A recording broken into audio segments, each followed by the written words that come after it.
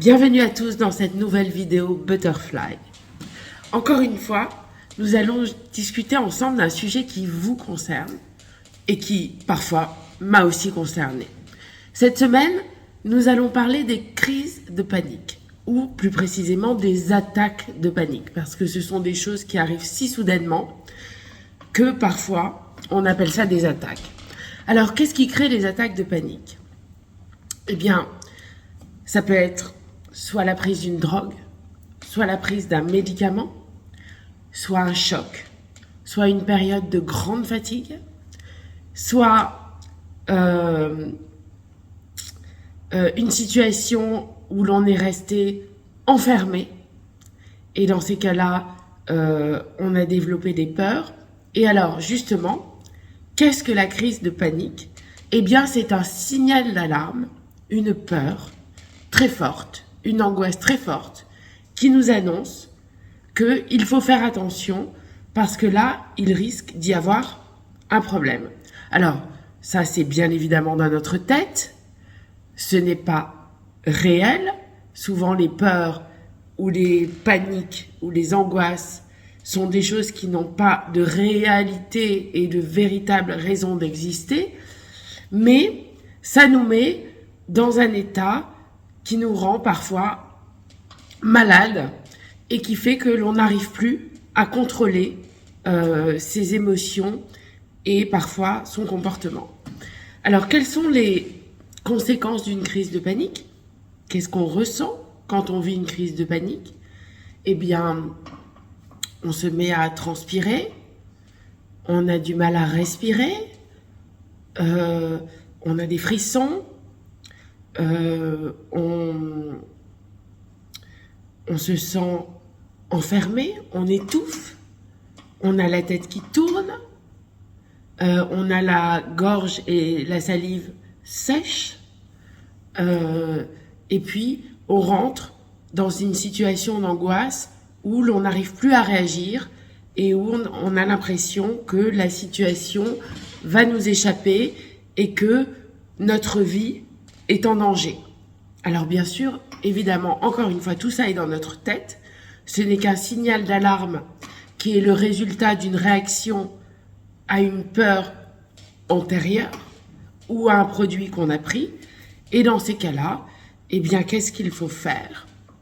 La première des choses à faire est de se calmer, de se concentrer sur sa respiration, d'essayer de se réancrer dans le réel et de sortir de cette irréalité, et puis d'essayer de retrouver la conscience du moment présent.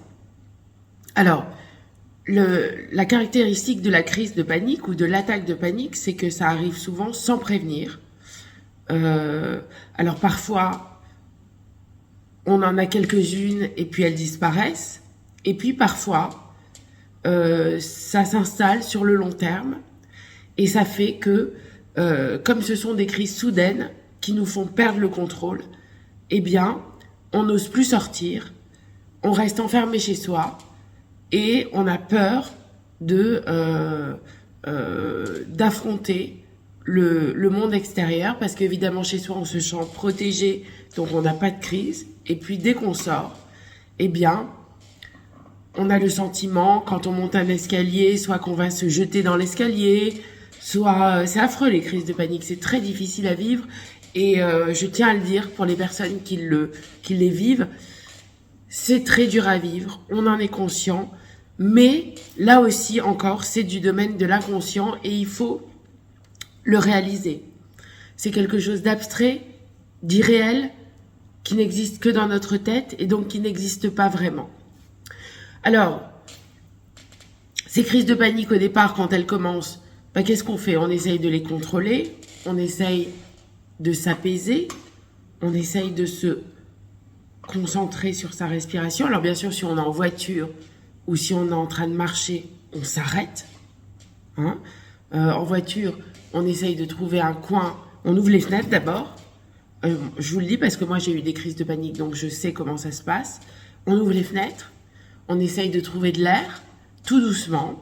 On essaye de reprendre sa respiration et on trouve un coin pour parquer sa voiture. Quand on est dehors, à pied, eh bien, on s'extrait un peu sur le côté, on trouve un endroit où s'asseoir et on essaye de respirer tranquillement en prenant des grandes inspirations et des grandes expirations pour faire à nouveau rentrer l'oxygène dans ses poumons et dans son cerveau. Et là, petit à petit, en se concentrant sur notre respiration, on va réussir à retrouver son calme.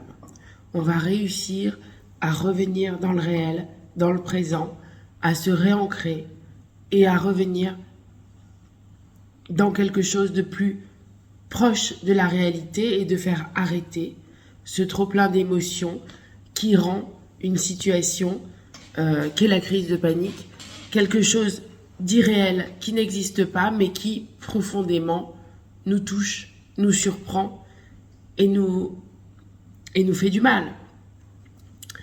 Alors, donc on va prendre petit à petit l'habitude, quand on a des crises de panique, de faire ça, de revenir dans le réel, de se poser, de se raisonner, de se dire que tout va bien, que cette situation n'est pas une situation qui existe vraiment, de retourner dans la réalité. Et si ces crises, surtout, et c'est très important, continuent, si on n'arrive pas à en venir à bout, eh bien dans ces cas-là, il faut absolument aller voir un médecin. Parce que y a des remèdes qui peuvent vous aider et on n'arrive pas toujours, malheureusement, à se sortir tout seul de ces crises émotionnelles qui sont très difficiles à gérer.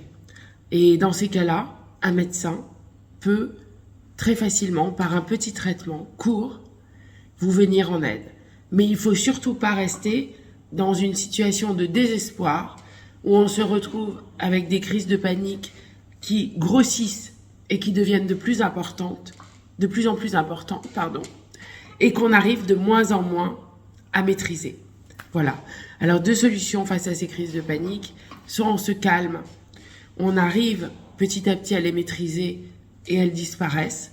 Soit on n'arrive pas au bout parce qu'on a eu un gros choc, parce qu'on a pris quelque chose, parce qu'on prend un traitement qui ne nous convient pas.